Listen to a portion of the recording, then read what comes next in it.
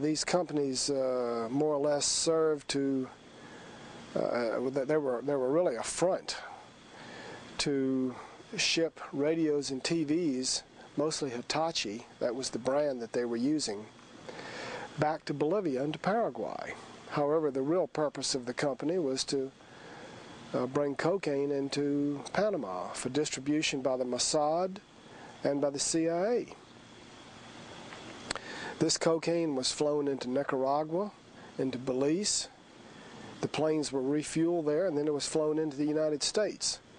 Now, it was probably flown into other locations, but the only two locations that I know about for refueling cocaine flights were in Nicaragua and in Belize. Now then, arms were also put in these warehouses. The Israeli Mossad seized a lot of arms in Lebanon. These arms were shipped into Panama, put into this warehouse and other warehouses, and then they were flown into the Contras in Nicaragua by pilots. Several of the pilots that I knew were Floyd Carlton, Cesar Rodriguez, Enrique Pretelt, Daniel Miranda, and there were several other pilots in Panama that may or may not have known they were ultimately doing the CIA's bidding for them by flying drugs and arms. It was my understanding that Noriega had worked out an agreement with the CIA to allow his country to be used for drug and arms smuggling. They would put him in power and maintain him, and it was kind of a working arrangement where he would give up certain small level dealers that the DEA wanted and protect the large scale ones that were CIA assets. I can tell you this, that Iran-Contra, where the Shah of Iran lived for a short period of time before his death, was owned by Gabriel Lewis. Gabriel Lewis had a brother who owned Banco del Istmo in Panama. Cesar Rodriguez accepted many airplanes in Iran-Contra with money, or that was the proceeds of CIA cocaine drug smuggling operations in the United States. This money was taken to Banco del Istmo and BCCI Bank. I think it's significant that Gabriel Lewis last year, I don't know about this year, was the U.S. ambassador from Panama. I think it's also significant that just prior to the Noriega kidnapping, I don't know what else you can call it other than a kidnapping, an invasion of his country, Gabriel Lewis was rescued by a twin-engine airplane sent out of Costa Rica by Bill Clinton's friend. Which one? The banker. I can't think of his name.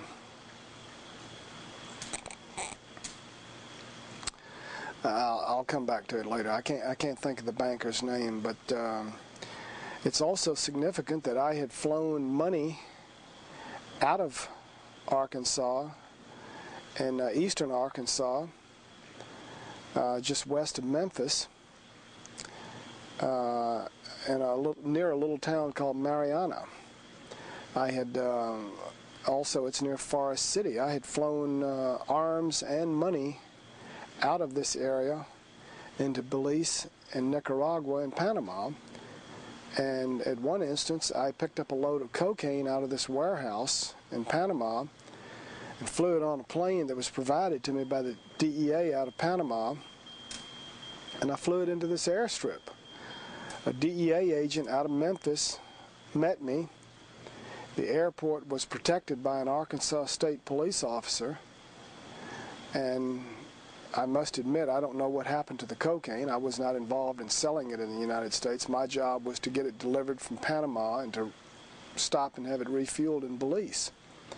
The northwestern part of the country of Belize was not a very good location for Coca-Cola Minute Maid to buy almost 20% of the country of Belize, ostensibly to raise citrus fruit because of the U.S. freezes. But anyway, this land was bought. It had no outlet to the sea. This land was used for airstrips for refueling arms and drug flights, and it was also used to train Contras. And when this load of cocaine I flew out of Panama came into Belize, people that I believe were CIA assets refueled me. Also, when I flew arms out of Louisiana and Texas and Arkansas, I would land in Belize in the northwestern part and either continue on after being refueled or give the plane over to another pilot. What types of planes did you I was flying mostly Piper Senecas, Piper Aztecs, Cessna 310s, Cessna 210s, Cessna 206, Piper Navajos. This is, I think, significant that the FAA had and the DEA had spent money on me learning how to successfully do short field and soft field landings.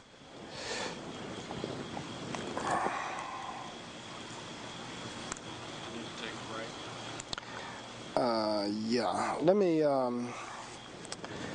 Yeah. Let me take a break. Can I just take this off?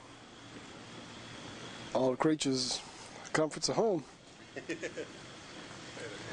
Okay. Jackson Stevens, one of Bill Clinton's friends, was instrumental in securing a twin-engine aircraft to rescue Gabriel Lewis just prior to the invasion of Panama.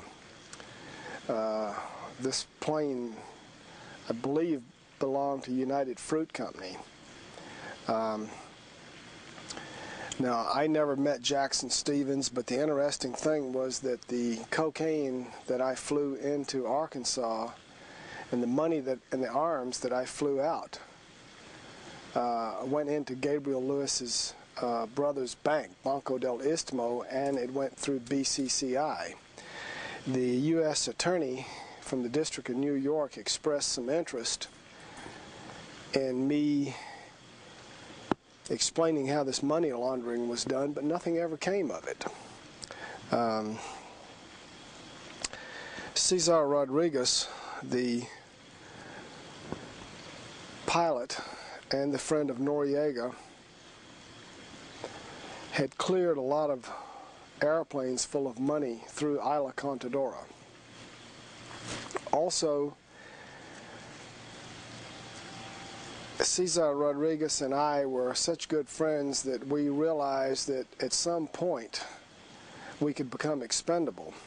So we began gathering information, and I was giving it to my Swedish girlfriend from Stockholm, and she was putting it in a safety deposit box in Berlin, Germany. This information included a lot of the locations where they were flying arms and drugs and money throughout Central America, throughout Arkansas, Texas, Louisiana, the names of banks. It even had tape recordings of Noriega talking to CIA officials about drug smuggling and arms smuggling. We believe that at some point, if they ever tried to make a move against us, that we could, in fact, take that information and use it against them to secure our freedom. Over a period of time, I